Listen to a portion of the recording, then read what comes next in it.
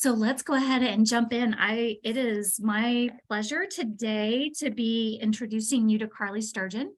And I will introduce myself as well. I'm having some allergy issues, so excuse my clearing my throat all the time. My name is Rebecca Howard. I am the East Region Manager for the Tulsa City County Library. Our libraries are divided geographically, and so the East Region consists of 6 branches. And we are also in the YWCA's East Region service area. So that is kind of how we have that connection. Carlie is here today to talk about a little bit about services to immigrants, refugees, newcomers, and give us a little bit of more information that we can use as we're interacting with folks in our library. A quick bio for Carlie. She is dedicated to helping immigrants and refugees thrive in the Tulsa community. She taught in China for 5 years and returned to Tulsa to teach foreign language at Jenks High School here in northeastern Oklahoma, and at Tulsa Community College. In 2018, she began her journey at the YWCA as an adult ESL instructor. She currently serves as the Director of Education in the Immigrant and Refugee Department, coordinating both adult and youth education programs. She is happiest in a multicultural environment. And thank you so much for spending your lunch hour with us, Carlie. We really appreciate it. And I am going to get your slides going, if that's okay. Yeah, that's perfect. Thank you, Rebecca. I appreciate your kind introduction. And thank you everybody for joining us today. If you are able, if you don't mind putting into the chat, maybe the branch that you're working at, if you have one branch that you work at where you work primarily, and or some of the immigrant communities that you most often come in contact with. And that can kind of help me tailor some of my messaging to you if you have specific groups that you're frequently working with. So I will go ahead and dive in. There'll definitely be a time for questions at the end.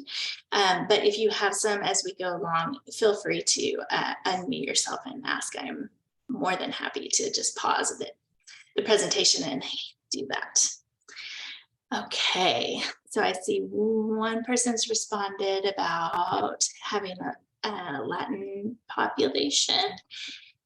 Okay, so this is not necessarily just the Tulsa City County Library. Oh, okay, that's great to know. Southwest Oklahoma City.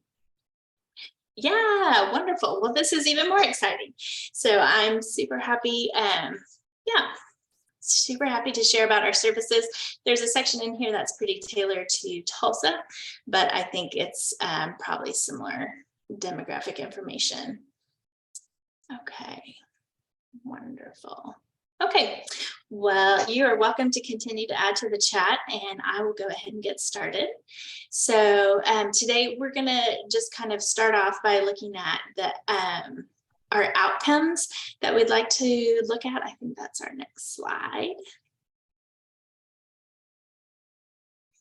Oh yes, first let's talk about our mission. So our mission at YWCA is we are dedicated to eliminating racism, empowering women, and promoting peace, justice, freedom, and dignity for all. So we serve immigrants and refugees, both men and women, all genders. But as an organization, we like to specifically focus on empowering women, but not exclusively. And yes, so then we can talk about our outcomes. I'm pretty sure they're next. So today we want to review relevant language when we're talking about immigration and related topics. Review the data about immigrants in our community. Again, this is going to be more focused to Tulsa. But I think Oklahoma City probably has similar demographics. Yeah, and then reviewing our services in the immigrant and refugee area. And then finally, how we can apply this information to your role and your work in the libraries. So to start off, I have 6 terms related to immigration topics, and then you can see there's definitions, corresponding definitions on the right-hand side. So if you want to take a moment and see if you can match the terms with the definition, this will just be a little exercise for you. We have immigrant, undocumented, and probably it would be better if that said undocumented immigrant. Number 3 is migrant, 4 refugee, and number 5 asylum seeker or asylee, and last parolee. So I'll just give you a minute to see if you can match up, and then we'll look at them together.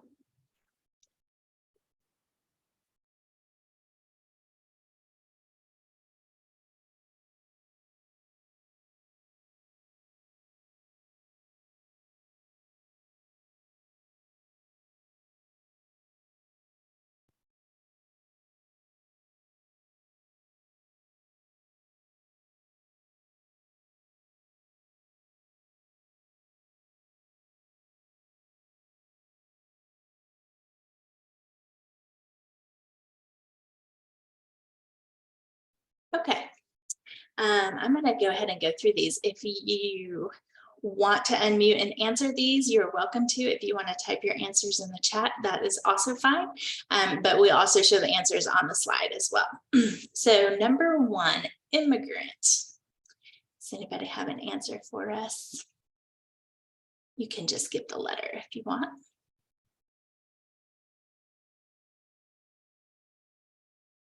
All right, Rebecca, do you want to click it and we'll see our response? Is number 1 is a person who comes to live permanently in a foreign country. So this would be different than a tourist, for example, or an international student who comes to the United States just to study and plans to return back to their home country. This is someone who chooses to build a life and stay permanently. Okay, next one, undocumented or undocumented immigrant. Give us a little click. Yes, this is a person without legal immigration status in the United States. And so sometimes you'll hear undocumented immigrants referred to as illegal immigrants or illegals. And we'll talk a little bit why that's not the preferred way to refer to these people in the next slide, we'll talk about that. Number 3, migrants. Yes, very good, Tyler. It is F, someone who goes from one place to another. Sometimes it's voluntary to find work. Other times it's involuntary because of natural disasters or other kind of catastrophes.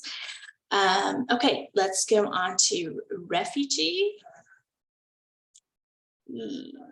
Yes. Refugee is a person who's been forced to flee his or her country due to persecution. And number 5 is similar, but a little bit different. An asylee is, yes, they are forced to flee their country due to persecution. However, the difference between a refugee and asylee is when they get their status. So refugees, those who have the official title of refugees, go through a pretty extensive process to be identified as a refugee before they enter the country. It usually takes a couple of years, which is why people are often in refugee camps. They're waiting to be granted entrance into the United States or into another country. Asylum seekers or asylees petition for that status either as soon as they arrive at the border or after they've entered the country.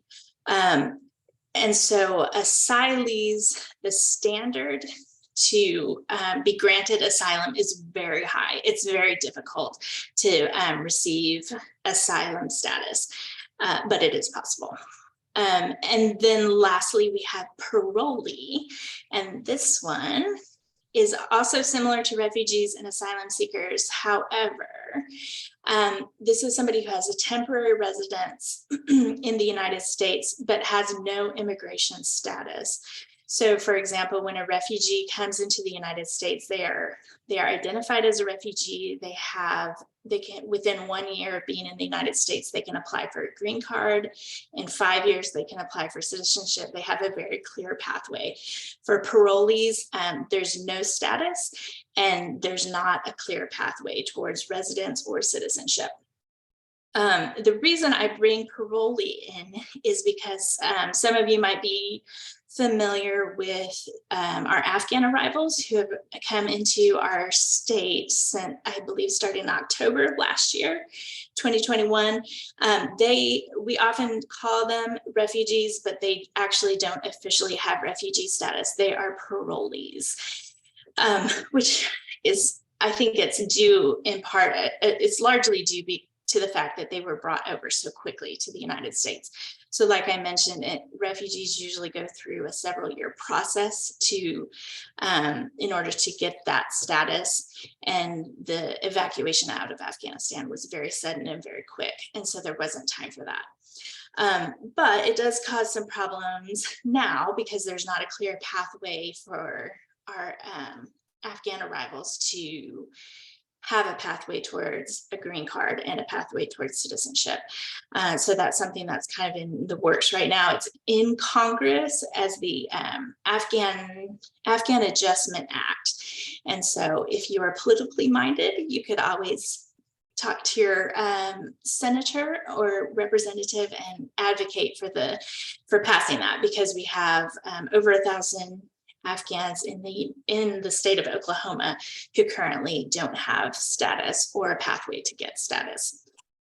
So it's a little bit, it has our legal team pulling their hair out right now. I'm sure it's a little bit of limbo. And Carlie, with DACA recipients, are they considered undocumented? Are they considered parolees? I know there's some legislation at play maybe next week for creating path to citizenship for DACA recipients. Yes, absolutely. Yeah, and that's a great question. So DACA recipients, that is their status. DACA, they're called dreamers, and they typically come from undocumented families. They were brought into the United States as minors, so they didn't really have any kind of choice. And so the government chooses to recognize that they didn't have a choice in being undocumented. But currently even, they don't have a clear pathway towards residency or citizenship. And so that's the legislation that Rebecca is mentioning to kind of make a better, a clearer pathway and an opportunity. And so, and that can take us into our next slide to talk about undocumented immigrants. So, and so that's another issue about undocumented immigrants that often comes up, is people think very negatively about them because they say, why don't you just become a citizen, or et cetera, et cetera. The problem is there is no pathway for that to happen. And so once you're undocumented, you don't really have any opportunity to change your status or to get a legal status. And so as promised, I just want to talk for a moment about why undocumented is preferred over illegal, just because it's really, it's pretty derogatory to refer to an individual or a human being to their existence as being illegal. They don't have status. And that's a little bit different than being your whole being recognized as like against the law. It's pretty offensive. And so undocumented is what we prefer. Yes, and Tyler mentions it's also not an easy, cheap, or short path either towards green card or citizenship. It's a pretty high standard to reach, for sure. And so, and we can talk about this a little bit later. Actually, I think let's go to the next slide. I think we're coming up on it, and we can talk a little bit about the path to citizenship. Before we get into that, these are some statistics regarding immigrants in the Tulsa area. And so first one is 1 in 5 children in public schools are from immigrant families. So that's 20%. That's definitely significant. We have over 65,000 residents in the Tulsa metro area, which is about 6.7%. Actually, this is an old statistic, and I know for sure it's over 7% right now, and it may be even higher. Continuing, we have from 2010 to 2018, the population growth in the immigrant community is almost 5 times that of the overall population. So it increased 22.1% over those 8 years. 85% of immigrants are of working age. So that can have a tremendous positive influence in our workforce if we can make pathways for immigrants to do work. And a lot of them honestly are skilled in their home countries. And so and that's part of the work we do, is trying to make a space for them to bring those skills to our community so that we can all benefit. And so over 34,000 or over half of the Tulsa residents have limited English proficiency, which is my area of expertise in education, offering opportunities for those people. Immigrants make up 7% of healthcare workers and 20% of workers in the food sector in Tulsa community. So that's a pretty significant number, especially when the overall population is 6% of our overall population. You can see the graduation from high school, the rate of graduation from high school for English learners is less than that of other students. So again, that's where our education services come in. And lastly, we have over 7,000 Zomi people. So Zomi is a very specific ethnic group in Burma or Myanmar. And Tulsa County, the Tulsa community has the highest, the largest Zomi community in the United States. I will say that over the last few years, we've seen an increase in refugees from Burma who are not Zomi. So that's been very interesting as well. Yes, thank you. I do agree. These are interesting statistics. Okay, we can move on. So this is just some general trends. You can see from 1990 to 2002, there generally was a trend downward in the number of refugees coming into the United States. And then from 2002 to 2016, a general upward trend. And then you can kind of see a super sharp decline from 2016 to 2018. And that's because the cap of refugees allowed into the United States is determined by the president. And so under the Trump administration, they virtually just eliminated refugees being able to enter through the United States during those years. And then it stops there. But I think especially from 2021 to 2022, you'd see a pretty sharp increase with our Afghan arrivals and also the Ukrainians coming in seeking asylum. Okay, just a little bit about YWCA. So this is a picture from the mid 1800s when YWCA started working in the area of helping immigrants, women, and other marginalized communities. YWCA Tulsa started serving refugees in 1940. So we always have a lot to learn. There's always new things to handle, but I feel a little bit proud to be a part of our organization that has a really strong foundation for the work that we do. Yes, agreed. We are all descended from immigrants. All right. So here's a little bit about how our services break down in the immigrant and refugee area. So we have our services to clients include adult education and youth services, which is where I work. We have case management services, which is around a lot of social services, and then legal services. And then to our partners, we offer interpretation and translation services, training and education, much like we're doing right now, connections and referrals, and a little bit later on, I'll give you some information about how you can refer people to our organization if they need help.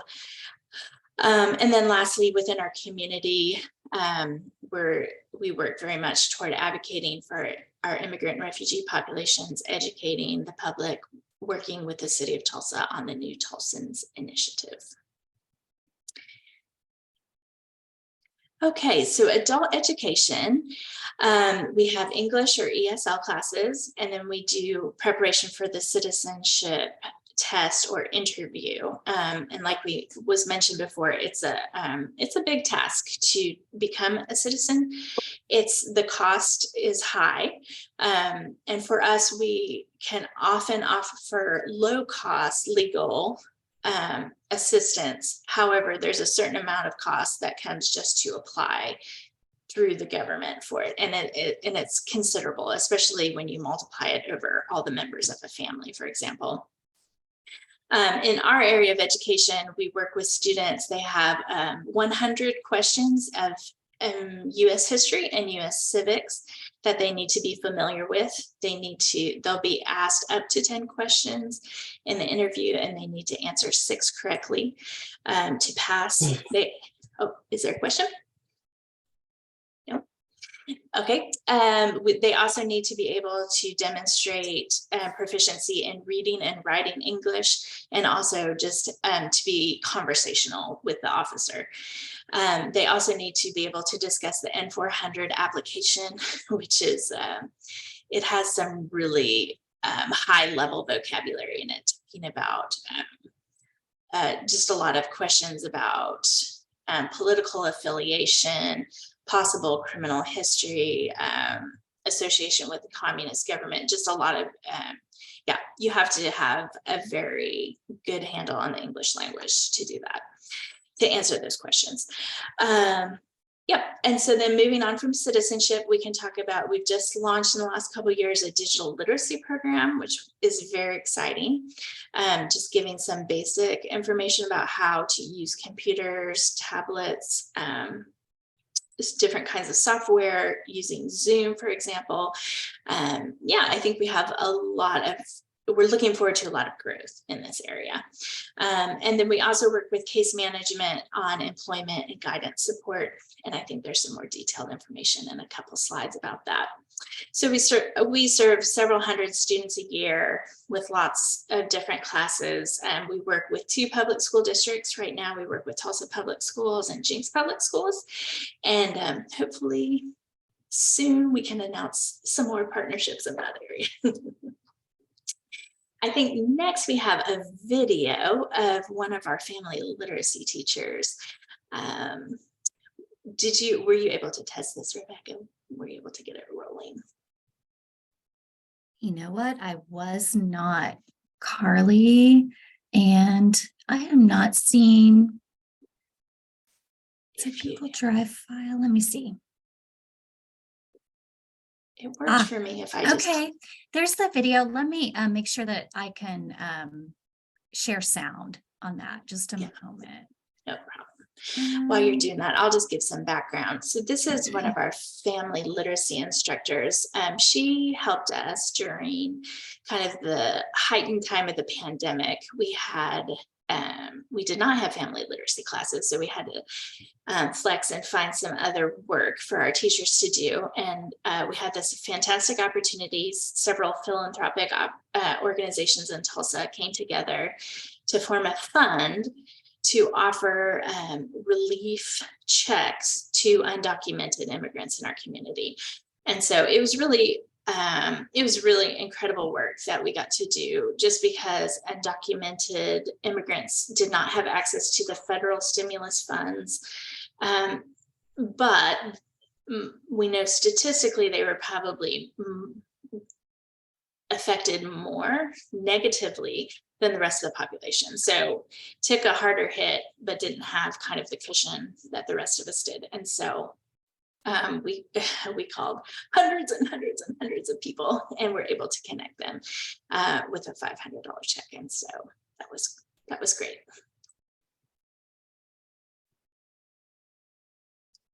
For me, because it's one way to help families struggle financial, emotional for the COVID.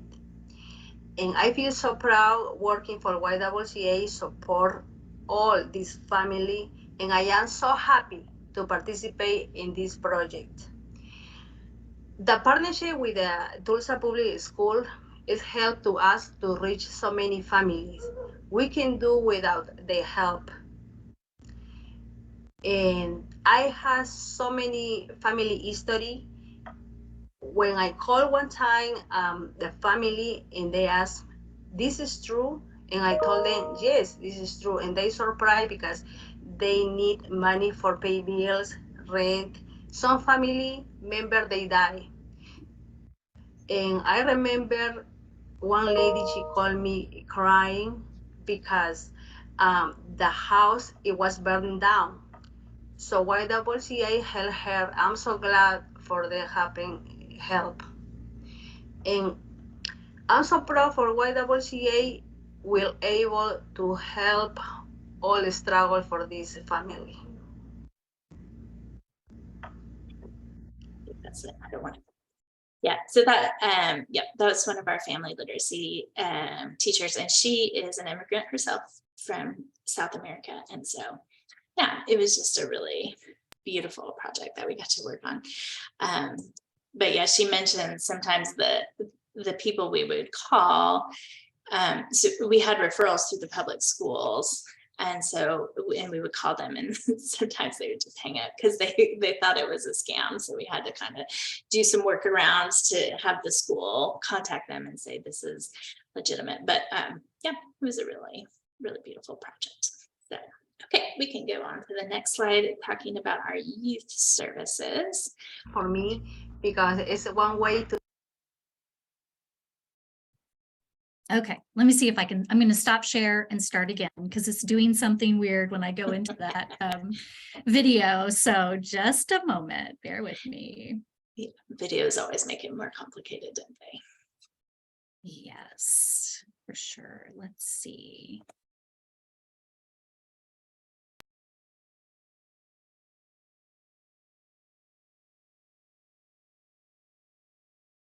Okay, let's try something else. Close this out, open here.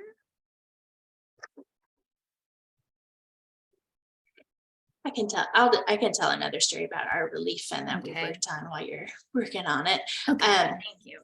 So one of the families, one of the families I worked a little bit closely with, I worked more closely with during this was they had two high school sons at a local high school, and the two boys had been in a disagreement with some other young men over electronics, just right in front of their house. And the other young men took out a gun and shot both of these Latino youth.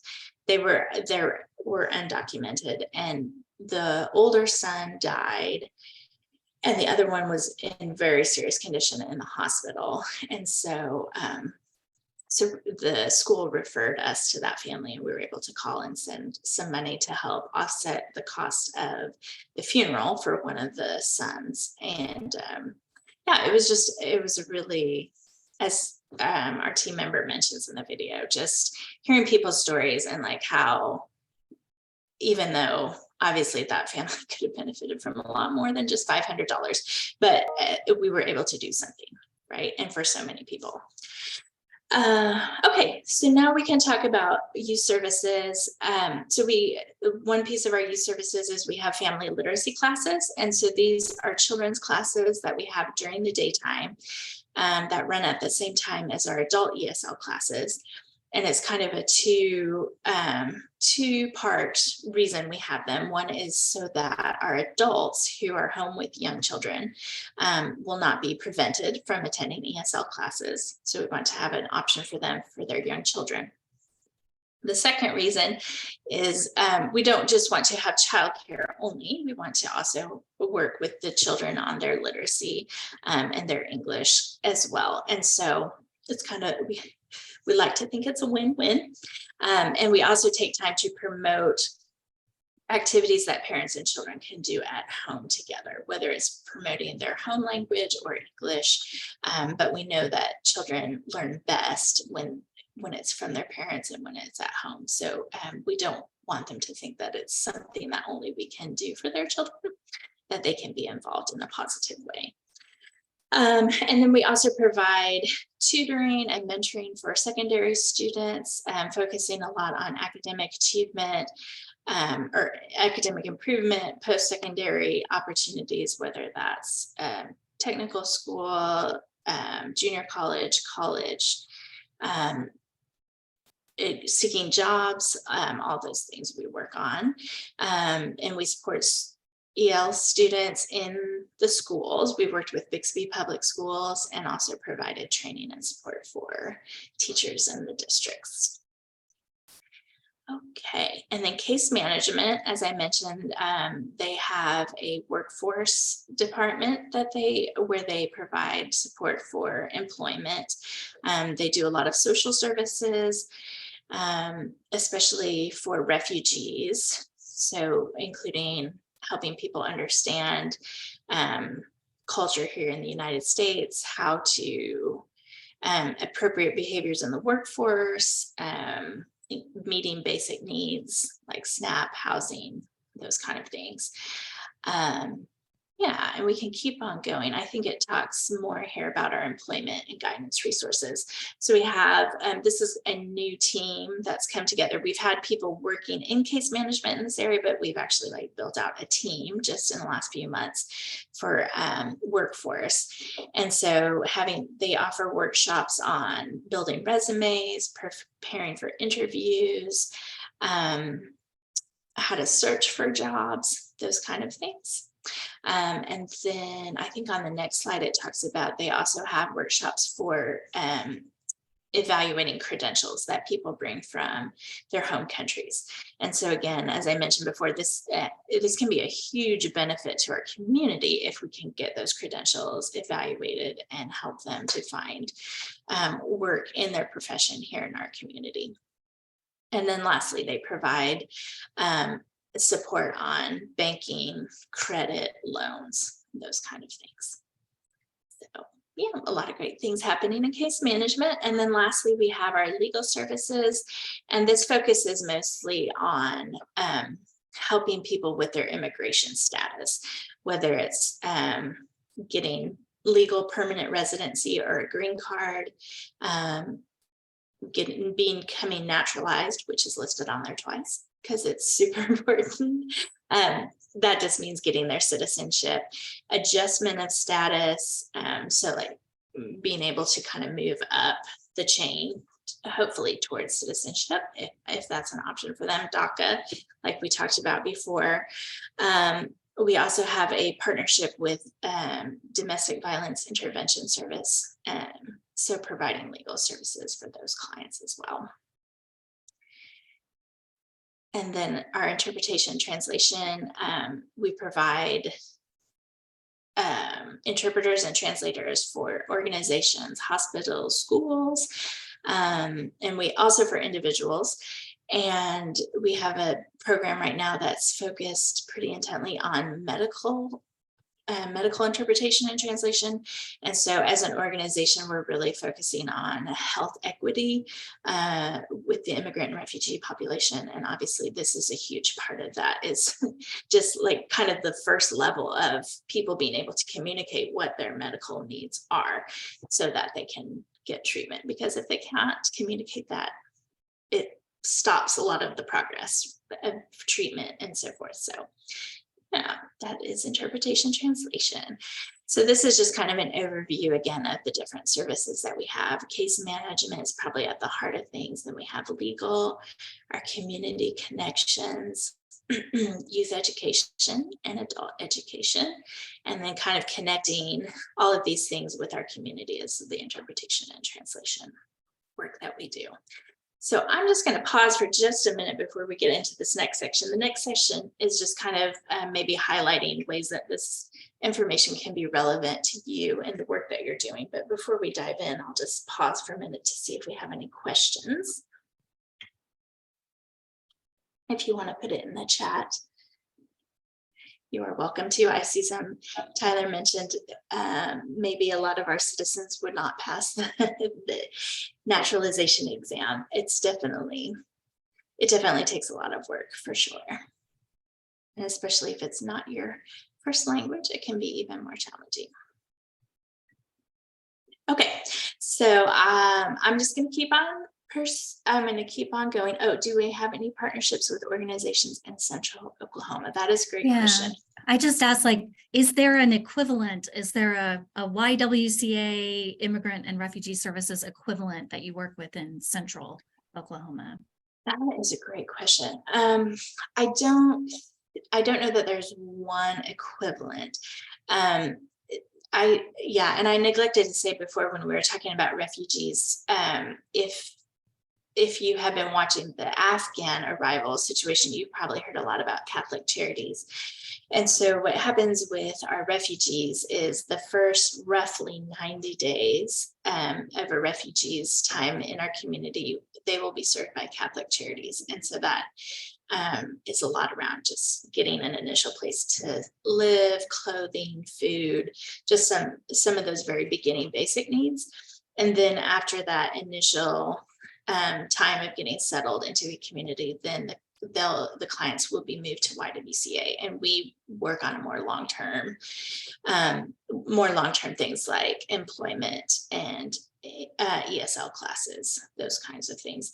So there is a Catholic Charities in Oklahoma City, and so, but again, they still just work in that first 90-day area more than anything. But there's several other smaller agencies in Central Oklahoma that do, like, it's kind of split out between those. And of course, I'm blanking on all of their names at the moment.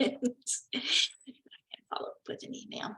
That's okay. Yeah, that'd be great. I know, I just noticed we have some folks from Metro and Pioneer. So that's kind of Oklahoma City, Norman area. And yeah, thank you. Yeah, great question. Great question. Okay, so for newcomer needs, here in the Tulsa area, our newcomer information needs, if you have questions from immigrant and refugee communities, probably one of the best things to do is just to have them call us. And the reason for that is because just the way the federal funding comes down, there's a different answer for each different kind of group, whether you're a refugee or undocumented, or so it's a little bit hard to just kind of give broad information on that. I also listed a couple of public school contacts that we work with here in Tulsa. I know many of you are not from the Tulsa area, so that's not helpful. But I am very happy to kind of gather some contact information in Central Oklahoma and pass it on through email. That would be wonderful. Yeah, you can email me and I'll get it out to participants for sure. Yeah, thank you. Yes, good question. Okay, and so then I think just some library services that I know of here in Tulsa that I am certain will be helpful for our newcomers are just having the computers and internet available. And so that can be a huge barrier for newcomer families. Sometimes it's just a short-term thing. They just need time to get a job, and then they can kind of get those services in their home. And sometimes it's a long term for other families. So I think that would be a huge thing that the libraries, a huge need that libraries could meet for these families. Also, youth and children's services like children's story times. I know Tulsa's libraries have some bilingual ones, which are amazing. Some sites offer homework assistance, but I'm pretty sure there's also on the website where they can access that for school-age children and youth.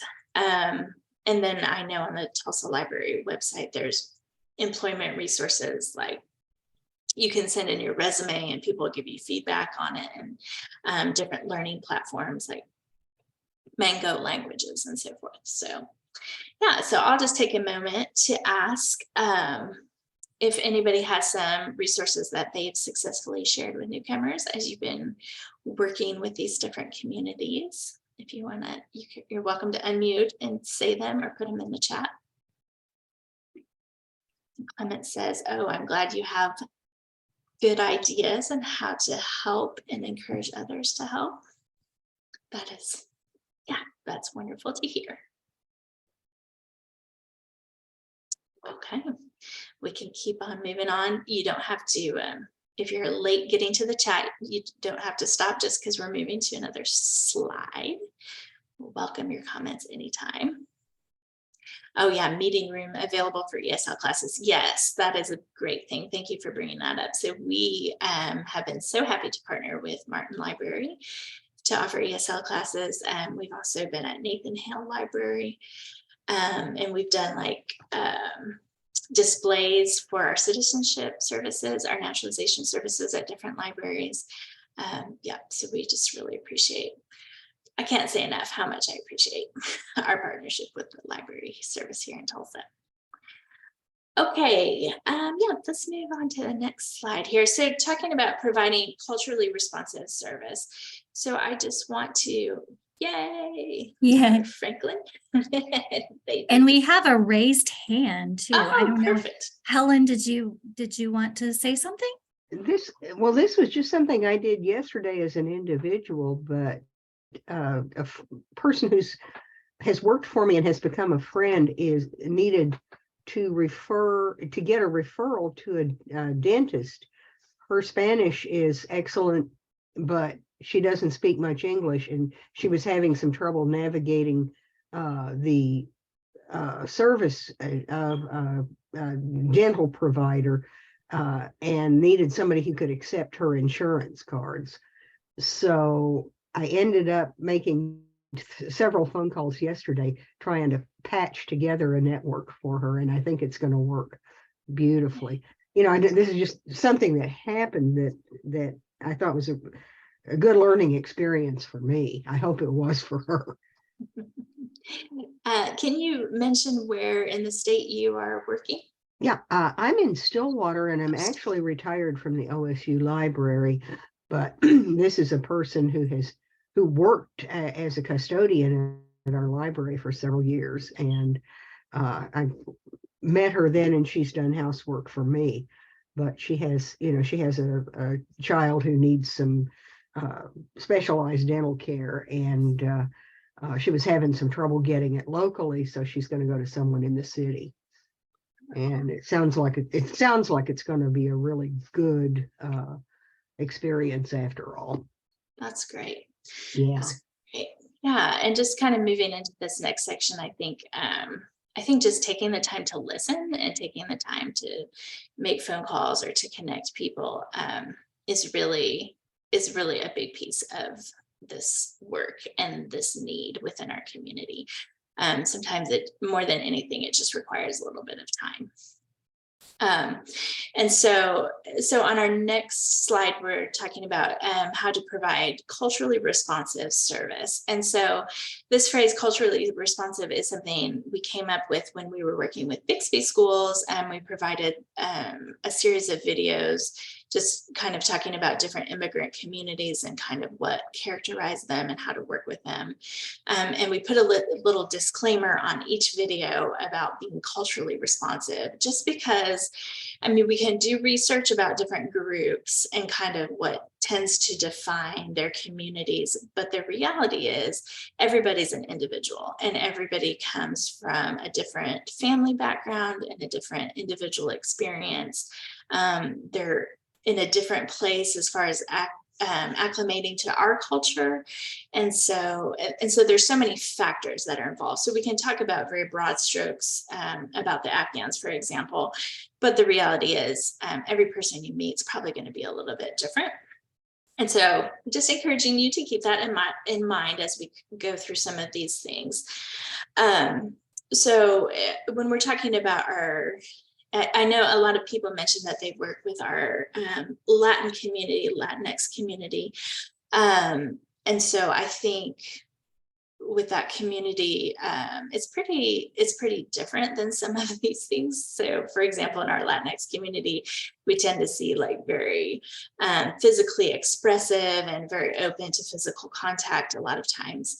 But even then, not every single person from South America or Central America wants you to give them a big hug if you haven't seen them for a week or two. So I'm just going to bring out some ideas that are, I think these are a lot related to Asian groups, like the Afghans, like our Burmese, maybe some Southeast Asian cultures that are pretty different from our own culture.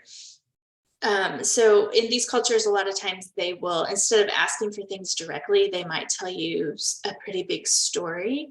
And from that story, they're kind of expecting you to figure out what it is that they're needing help with, instead of saying exactly what it is that they're asking for help with. Maybe in some of these cases, patrons might not make eye contact. And for us, sometimes that feels really uncomfortable. Like, is there something shady happening here? But it could just be a sign of respect, or maybe it's because of a gender difference. When working with genders, it's different genders. It's always good to give a generous amount of personal space and avoid initiating physical contact. And again, it's very individual, right? So somebody who's come from a urban area is probably a little bit different than somebody who's come from a very traditional rural area. Patrons might not be comfortable in speaking with a staff member of a different gender. If you're able to find somebody who's more that your patron would be more comfortable with, that's always a good option, but not always possible. And then just paying attention to body language. So our Afghans, for example, when they greet, they'll put their hand over their chest and say, Salam alaikum. And you can just give a little head nod, and that's fine. Or some of our Southeast Asian friends will hand you something with two hands as a sign of respect. Instead of just handing you a paper with one hand, they might use two hands. So let's keep on going. And we have some tips on our next one, just in general things, just kind of broad things to remember, because there are so many different communities and so many different cultures represented and so many different individual needs. I thought it was good just to talk about some general guidelines. For example, focusing on the individual. Again, just like Americans, there's many different kinds of Americans, and it's really hard, right, to boil down our culture to 1, 2, 3, 4, 5 characteristics. Same way with Afghans, or with Central Americans, or with Ukrainians. Avoid making assumptions about the clients or their background. Conveying empathy or understanding. A lot of times this will cross any language barriers. It's just, people can see if your heart is in a place where you want to help and be of service to them, that it's almost always comes through clearly. And then asking clarifying questions to gain more insight. And then the next one is just some things. So these are just my own kind of tips that I've picked up over the years, but again, just coming to just slow down. And I know that's not always easy when we're at our jobs, but if you're able to slow down, because I think sometimes when we're in the work mindset, we just kind of assume that things are going to go the way they always go when we're working with American-born people. But if we slow down, we can notice a lot more. For example, body language. A lot of time, like if you're doing something they're not comfortable with, you probably can see it in the body language. Or if you're doing something that they're very open to, you will see it in the body language. Taking cues from the other person. So if they offer you something with two hands, that's a clue for you to say, oh, I should probably use two hands to receive it. And again, just showing where your heart is and your desire to be helpful and to have empathy, that you have empathy with these individuals, goes a long way. So this would be an opportunity if you want to just put in the chat or speak out about things that you've done in your jobs to help you kind of bridge the cultural the cultural differences. And yeah, and given our time, we can just also open it up for general questions too. Yeah.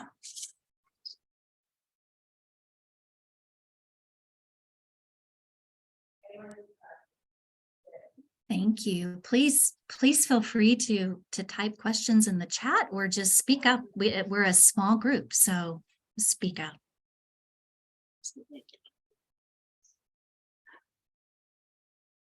Yeah. This is Helen. I would love to get, it looks like you had a couple of suggestions of resources. I saw a web address on one of the slides. Do you have some other things you'd like to suggest? Just even the handing over gesture, I was not aware of. So that's, this is good learning. Yeah, the two hands is pretty typical in Southeast Asian cultures like China, Korea, Vietnam. But yeah, sorry, I just blew right past it. But the source that I cited there at the bottom is a blog on Switchboard. And so if you just Google Switchboard, they have tons and tons of research, resources, also research, but resources. And I can also include that in the when I email Rebecca about different agencies in Central Oklahoma. So they're local then, basically? No, Switchboard is a national agency. Thank you. Yeah, absolutely. I'm sure you'll find all kinds of good stuff in there. Yeah, and I'm happy to send out the slides as well to all of you. Okay, we'll do that. Yeah. Any other questions? I want to say that I am also going to put a link to the evaluation form. If you would be so kind to fill this out, Molly will be very pleased with all of us if we do the evaluation. It's right there in the chat. I think it's fairly short. Any other questions for Carlie? We so appreciate you being here. This has been a real honor to just share with you guys about our passion that we work with every day. Well, and in hearing about the YWCA, there's so many areas that our mission really overlaps with the digital literacy, with education, or family literacy. So I think we share a lot of mission, and it's always great to kind of think about ways we can work together. Mm-hmm. Absolutely. I totally agree. Anytime we have a little message from the library, it makes me excited. You have a lot of those. I'm sorry about that. No. Always needing something, asking for something, but we appreciate you and your time and all of you for being here today. If you will take a moment and do the evaluation, and I will forward along the slides as well as any other additional resources that Carlie sends me later on for resources in other parts of the state. So I hope all of you have a wonderful December and stay healthy. Try to stay healthy and be well. Have a great day, everybody. Thank you, Rebecca. Thanks. Bye-bye.